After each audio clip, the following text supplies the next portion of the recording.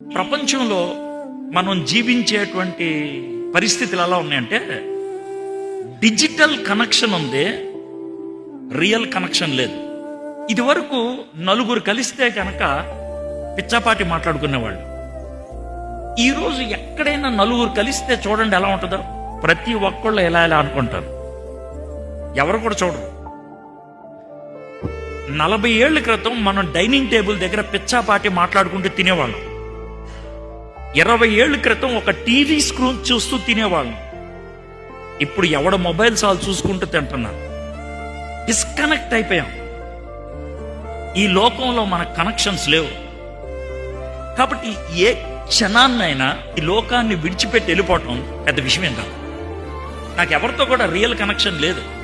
కాబట్టి ఈ లోకాన్ని విడిచిపెట్టేస్తే ఎవరికి లెక్కలేదు.